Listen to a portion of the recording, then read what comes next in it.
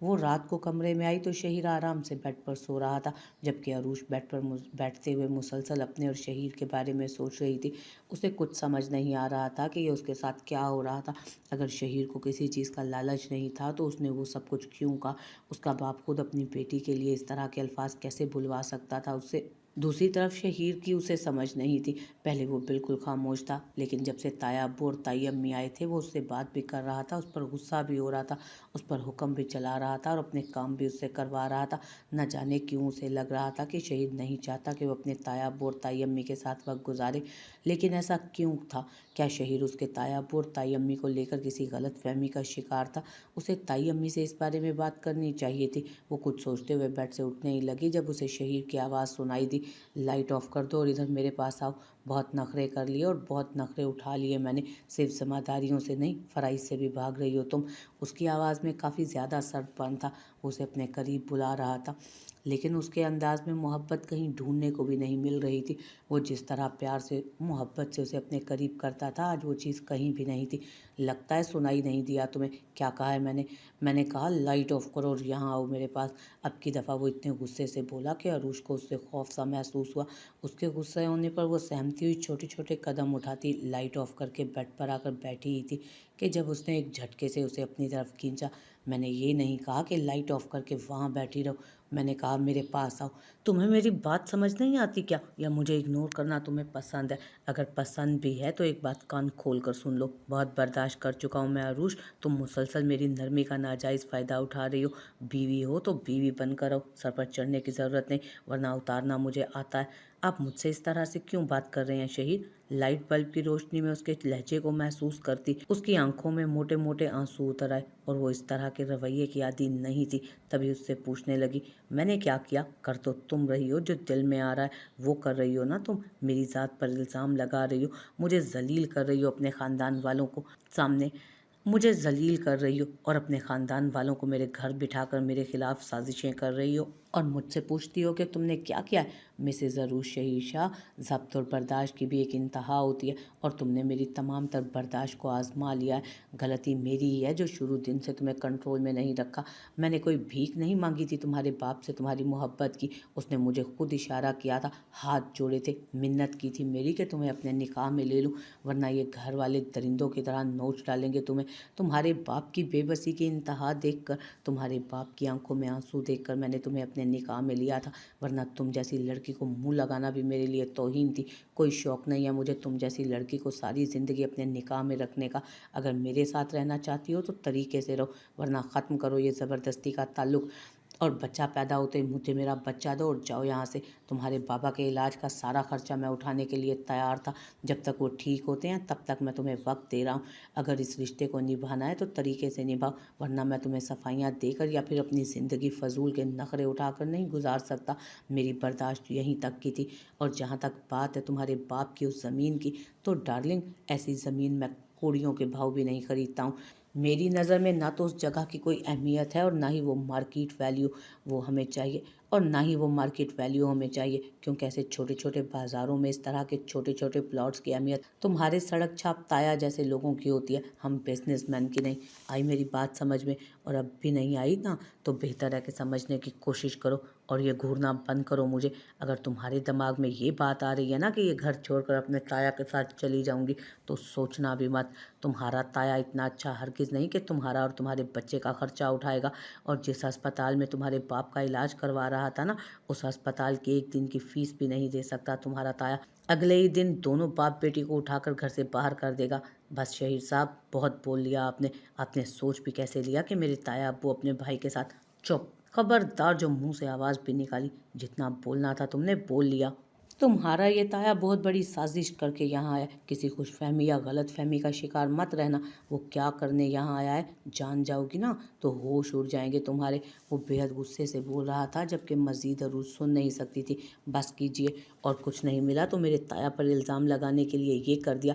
शहीर साहब, आप सिर्फ अपनी ज़रूरत पूरी करें और जान छोड़ें।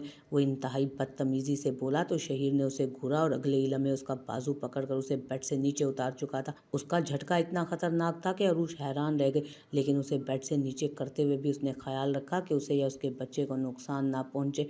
मुझे तुम्हारे जिस्म की ज़रूरत नहीं है अरूश। ये जो मेरे करीब आते हुए तुम इस चीज़ का एहसान जताओगी।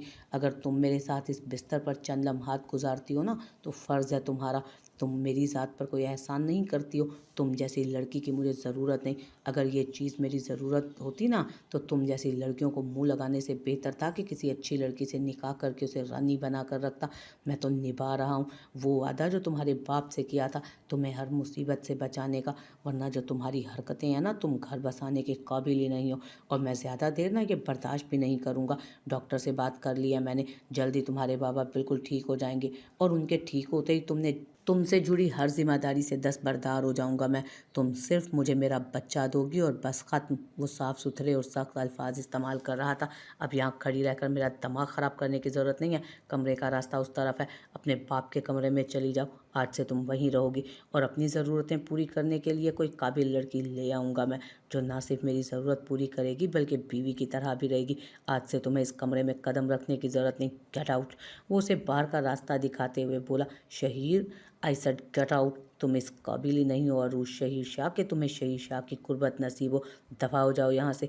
वो उसे बाहर का रास्ता दिखाते हुए बोला, जबकि उसके लब व लहजे पर हैरान होती वो खुद भी गुस्से से पैर पटकती कमरे से निकल गई।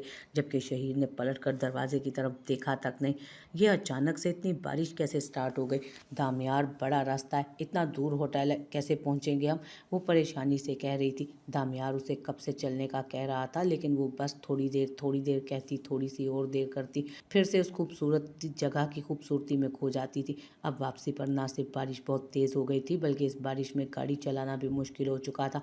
तो मेरी जान, मैं तो तुमसे कब से कह रहा था कि चलो चलते हैं, तुमने मेरी बात सुनी ही नहीं। अब हमें किसी ना किसी तरीके से होटल तो पहुंचना ही होगा ना। चलो, अब ज़्यादा परेशान होने की ज़रूरत नहीं, जो होना था सो हो गया। वो उसे रिलैक्स करते बोला, लेकिन वो काफ़ी ज़्यादा परेशान थी। एक तो अंधेरा, ऊपर से इतनी तेज़ बारिश। वो इन्हीं सोचों में थी जब आगे बहुत सारी गाड़ियों को लाइन में खड़े देखा। अब ये क्या मसला हो गया है? दामियार ने परेशानी से सोचा। गाड़ी से निकलने का तो सवाल ही पैदा नहीं होता था। बारिश बहुत तेज़ थी, गाड़ी से निकलते वो पूरी तरह से भीग जाता।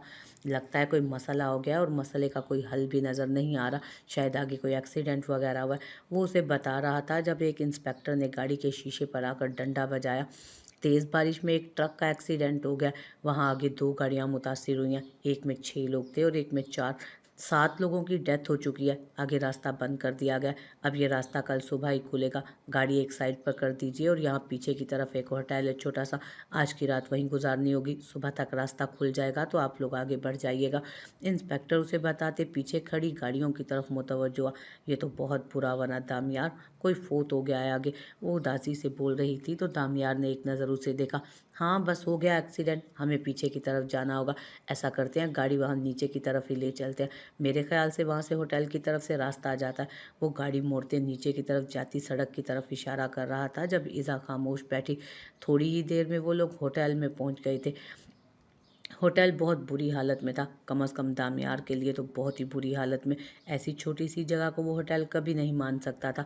मुझे यकीन नहीं आ रहा हम यहाँ रहेंगे, इससे बड़ी तो मेरी गाड़ी होगी। वो इस्तेहज़ाइया मुस्कुराते गाड़ी से निकलता, तेज़ी से उसका हाथ थाम कर होटल के अंदर गया। जब सामने इस सोफे पर रानिया और उसके हस्बैंड को बैठे देखा। हाय गाइस, तुम लोग भी शायद रास्ते की वजह से प्रॉब्लम उठाना पड़ी तुम्हें। रानिया जो उन्हें देख चुकी थी उठकर उनके पास आते बोली, क्या मसला है इसे? क्या मसला है इस लड़की के साथ? जहाँ जाते हैं वहाँ पाई जाती है। वो बुड़बुड़ाया तो ईज़ा ने उसे घूर कर देखा। तुम लोगों को भी रास्ते की वजह से यहाँ आना पड़ा? वो उसे देखते हुए पूछने लगी तो रानिया ने हाँ में सर हिलाया, जबकि दामियार कमरे की बुकिंग करवाने लगा। आ जाओ ईज़ा, चाबी मिल गई है। उसने ईज़ा को आने का इशारा किया, जो रानिया को बाय कहती दामियार के पीछे चली गई। दामियार, ये क्या? वो रानिया का हस्बैंड तो लड़ रहा था रिसेप्शन वालों से। आपको इतनी जल्दी चाबी कैसे मिल गई? वो उसे देखते हुए सवाल करने लगी।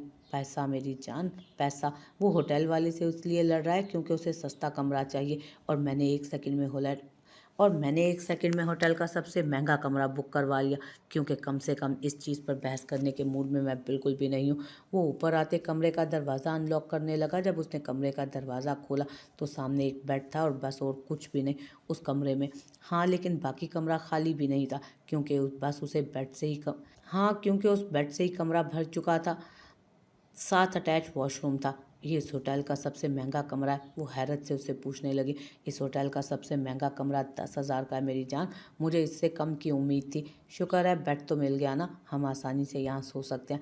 वो बेड पर लेटते हुए बेफिक्र अंदाज में बोला, हाँ ये तो है, हमने कौन सा ज़्यादा टाइम तक यहाँ रुकना है, बस आज की रात ही तो रहना है, फिर सुबह तो हम दूसरे वाले होटल में चले जाएंगे।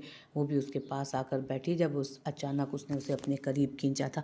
हाँ लेकिन इस होटल में इस रात को हम पुरसकून तरीके से गुजारेंगे और यादगार बनाएंगे। वो उसकी तरफ झुकते हुए बोला, यादगार बनाने का कोई और तरीका नहीं है आपके पास? वो उससे सवाल करने लगी, नहीं, इससे बेहतर और कोई तरीका नहीं।